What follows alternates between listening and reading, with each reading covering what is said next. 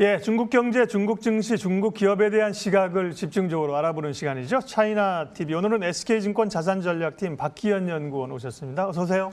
안녕하십니까. 예, 중국 경제 관련된 핵심 이슈부터 보는데요. 화롱자산관리공사 달러 채권 가격이 급락했다는 이슈인데 뭔가 좀 부정적으로 느껴집니다. 의미 좀 해석해 주십시오. 네.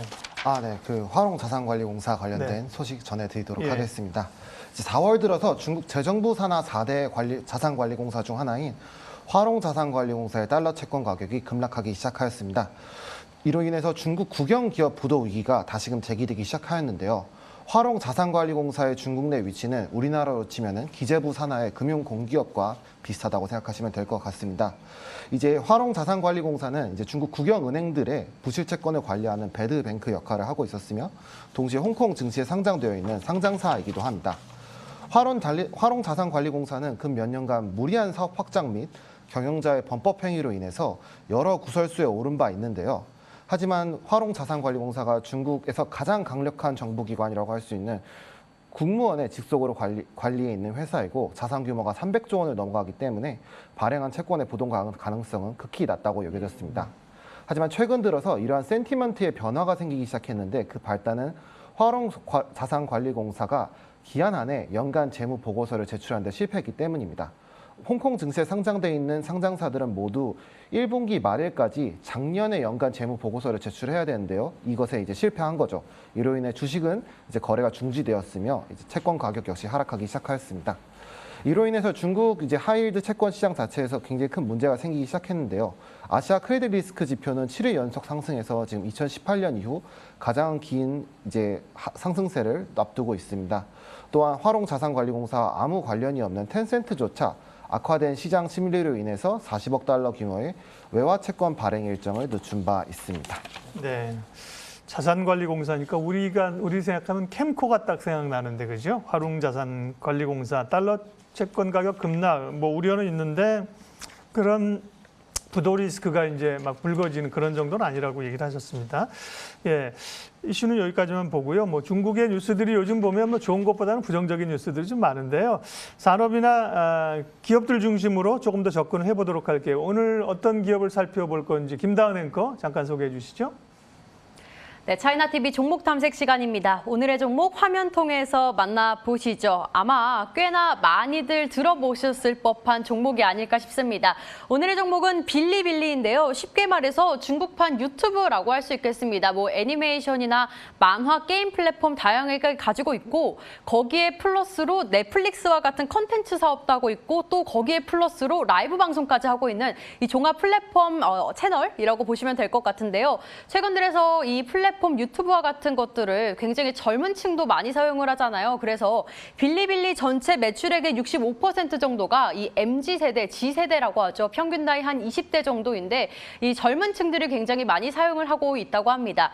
특히나 빌리빌리의 경우에는 원래 현재 나스닥에 상장이 되어 있는데 미중 무역이 점점 갈등이 심화되면서 홍콩 증시로도 회귀한 상황입니다. 그래서 빌리빌리가 얼마 전에 홍콩 증시로도 상장을 했습니다. 다음 페이지를 통해서 시장에서 어느 정도 규모를 차지하고 있는지도 확인해 보겠습니다.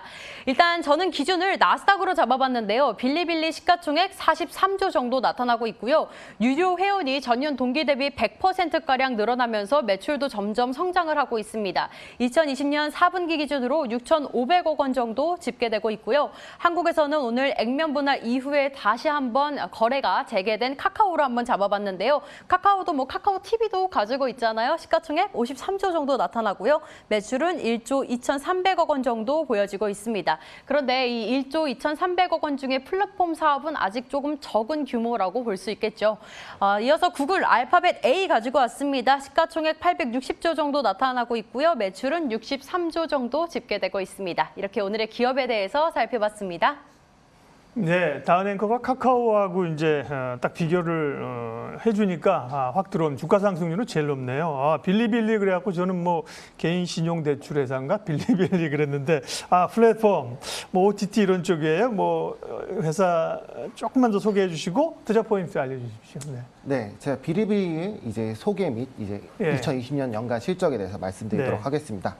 비리비리는 중국 Z세대를 중심으로 하는 종합 인터넷 동영상 플랫폼입니다. 네. Z세대라고 하면 이제 85년에서 2009년에 출생한 젊은 세대를 일컫는데요.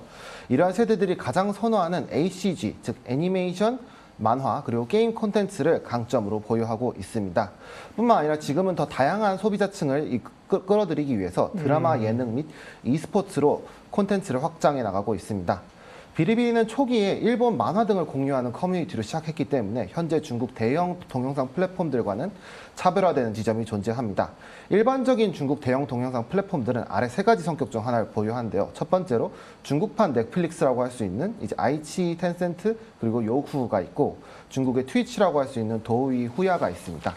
마지막으로 이제 중국판 아프리카 TV라고 할 수 있는 YY 화지아오 등이 있는데요. 비리비리는 이 세 가지 영역에 모두 포함되면서 동시에 포함되지 않는 그러한 성격을 가지고 있습니다. 또한 중국 내에서도 마이너 문화로 인식되고 있는 일본 애니메이션을 킬러 콘텐츠로 제공함에 따라서 누구도 공략하지 못했던 그러한 틈새 시장을 파고들었다 할 수 있겠습니다. 또한 커뮤니티 사이트에서 시작한 만큼 이용자들에게 주는 소속감과 참여감이 매우 높은 편인데요. 그렇기에 타 사이트 대비 이용자들의 잔류율과 충성도 역시 매우 높은 편입니다. 현재 비리비리는 중국 테크업계에서 가장 주목받는 기업 중에 하나로 중국 양대 플랫폼 기업 중 텐센트와 알리바바가 각각 빌리비리 지분의 13.3% 그리고 7.2%를 매입한 것으로 알려져 있습니다. 2020년 연간 실적에 대해서 간단하게 말씀드리자면은 이제 언택트 경제의 수혜로 엄청난 외형 성장을 경험하였습니다. 2020년 연간 매출액은 120억 위안, 우리나라 돈으로 약 2조 원 가량으로 전년 대비 77% 증가하였고요. 네. 같은 기간 월간 활성 이용자 수 역시 55% 증가해서 2억 명을 돌파하였습니다. 이제 비리비리는 코로나19 기간 언택트 경제가 활성화되었다는 점을 주목하여서 적극적인 사업 확장에 나섰습니다. 때문에 연간 순손실 역시 증가하였지만 점유율 확대 기대감으로 주가가 랠리를 보인 바 있습니다. 아래에 지금 차트를 제가 지금 했는데요. 비리비리와 미국 증시에 상장되어 있는 다른 중국 동영상 플랫폼들의 주가를 비교해 보면은 이제 도우이, 후야, 아이치 등 2020년에 이러한 동영상 플랫폼들의 주가가 50에서 30% 증가하는 데 그친 반면에 비리비리의 주가는 약 4배 이상 오르는 그런 엄청난 모습을 보여주었습니다. 네. 그리고 비리비리가 이제 2018년 나스닥을 상장한 이래 올해 나스닥에는 3월에 이제 ADR로 가 있고요, 그죠? 네, 홍콩에 그렇습니다. 본주가 상장되어 있는 모양이죠?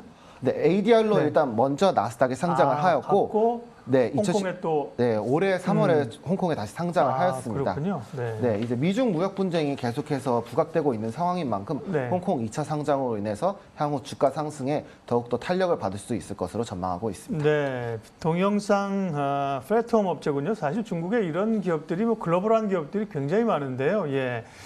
빌리빌리에 대해서 오늘 얘기를 하고 있습니다. 실적까지 얘기해 주셨고 또 다른 투자 포인트는 어떤 게 있습니까? 네, 또 다른 투자 네. 포인트는 중국에서 가장 소비 성향이 높은 Z세대를 공략하고 있다는 점입니다.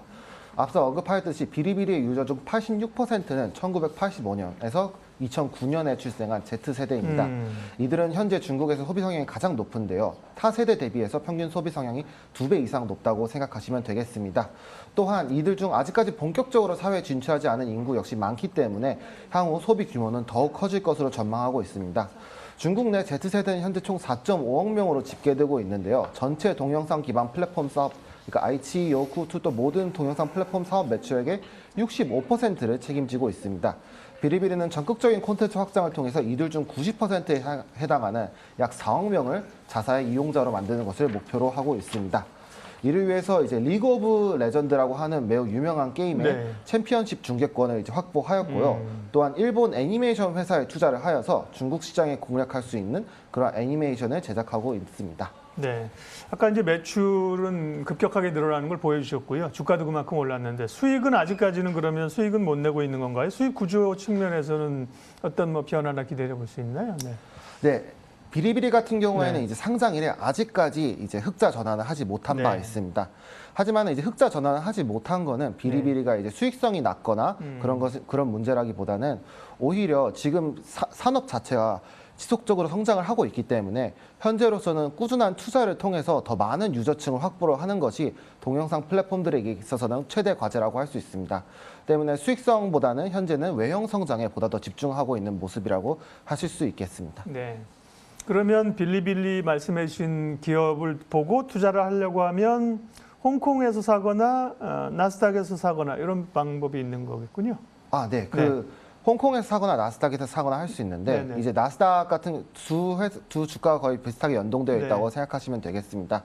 이제 홍콩 시장이나 나스닥 시장이나 보시면 두 시장 다 한국 투자자분들께는 접근성이 높기 때문에 어느 쪽으로 사셔도 괜찮겠다고 네. 생각을 하는데 이제 최근에 이제 중국 ADR들 같은 경우에는 미국 내에서는 여러 가지 이슈에 지금 봉착하고 있습니다. 예. 대표적으로 이제 보시면은 최근에 이제 아케고스 사태가 있었고요.